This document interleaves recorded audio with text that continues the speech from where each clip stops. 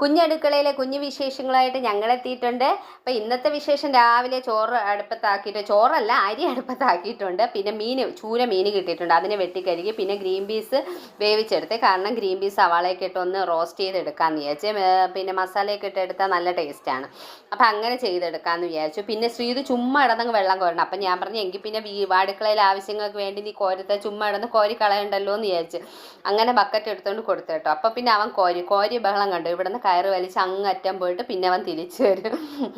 അങ്ങനെയാണ് അവൻ വെള്ളം കോരി തന്നെ. എന്നാലും നമുക്ക് ആവശ്യത്തിനുള്ള വെള്ളം അവൻ കോരി തന്നു.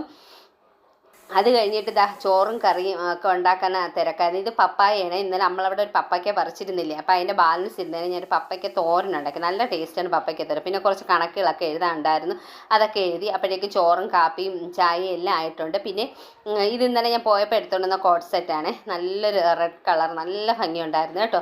ഇത് പിന്നെ ഒരു ബ്ലാക്ക് ആൻഡ് വൈറ്റ്, ഇതൊരു ബ്ലാക്ക് ആൻഡ് വൈറ്റ്. ഇതിന് മുന്നേ എടുത്തിട്ടുള്ളതാണ്. നല്ല നല്ല കോട്ട് സെറ്റുകൾ, ചുരിദാർ ടോപ്പുകൾ ഒക്കെ ഉണ്ടായിരുന്നു. പിന്നെ ഇന്നലെ ഞാൻ പോയപ്പോൾ മാവേലിക്കാണ്. ഞങ്ങളിവിടെയൊക്കെ ഓണം വന്നു കേട്ടോ. നിങ്ങൾ അങ്ങോട്ടൊക്കെ വന്നോ? അപ്പോൾ ഞാൻ ഇന്നലെ വീഡിയോ പിടിച്ച് വെച്ചിരുന്നത്, പക്ഷേ ഇന്നലത്തേൽ ആഡ് ചെയ്യാൻ മറന്നുപോയി. അപ്പോൾ ഇന്നത്തേൽ ആഡ് ചെയ്തിട്ടുണ്ട് കേട്ടോ. പിന്നെ അത് കഴിഞ്ഞ് എൻ്റെ ഒരു കുഞ്ഞു ഷോറൂമാണ്. കുറച്ച് കോട്ട് സെറ്റുകൾ, ചുരിദാർ മെറ്റീരിയൽ, പിന്നെ ചുരിദാർ ടോപ്പുകൾ, അങ്ങനെ കുറച്ച് സാധനങ്ങൾ, ഒരു കുഞ്ഞു ഷോപ്പ്, കുഞ്ഞ് അടുക്കള പോലെ തന്നെ ഒരു കുഞ്ഞു ഷോപ്പും കേട്ടോ. പിന്നെ അത് കഴിഞ്ഞിട്ട് ഉച്ചയ്ക്ക് എനിക്ക് കുറേ സ്ഥലത്ത് പോകാനുണ്ട്. 10 മണിയായപ്പോൾ ഞാൻ ഇവിടെ നിന്ന് ഇറങ്ങി. ബാങ്ക്, പിന്നെ യോഗ, പിന്നെ പ്രാക്ടീസ്, അതിനെല്ലാം പോയിട്ട് 1 മണിയായപ്പോൾ ഞാൻ വീട്ടിലെത്തി കേട്ടോ. എന്നിട്ട് ചോറ് കഴിച്ചപ്പോൾ എനിക്ക് എന്തെങ്കിലും മധുരം കഴിക്കണം കേട്ടോ. ചോറ് കഴിച്ചോണ്ട് അപ്പം ഞാൻ ഇച്ചിരി ഈത്തപ്പഴമൊക്കെ കഴിച്ചിട്ട് പിന്നെ നേരെ അംഗൻവാടി പ്രാക്ടീസിന് പോയി കേട്ടോ. അവിടെയും തിരുവാതിര കളിക്കാനുണ്ടല്ലോ. അപ്പോൾ ഞാൻ അങ്ങോട്ട് പോയിട്ട് നമ്മുടെ മക്കളും അപ്പോഴും 3:30 ആയപ്പോൾ വന്നു.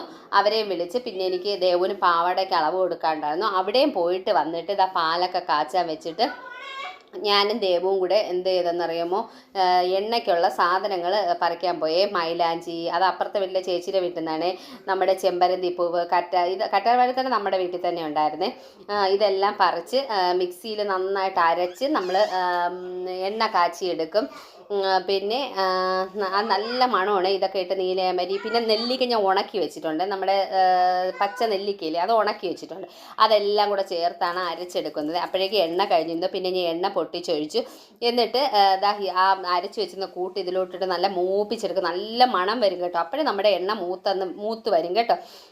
ഇതൊക്കെ ചെയ്തിട്ട് പിന്നെ പിള്ളേർക്ക് ഇച്ചിരി സ്നാക്സ് വല്ലതും ഉണ്ടാക്കാമെന്ന് വിചാരിച്ച് ഞാൻ ഗ്രീൻ പീസിൽ തന്നെ കുറച്ച് തേങ്ങയൊക്കെ ഇട്ട് എന്തൊക്കെയോ കാട്ടിക്കൂട്ടി കൊടുത്ത് അതൊക്കെ അവർക്ക് ഇഷ്ടമാണ്.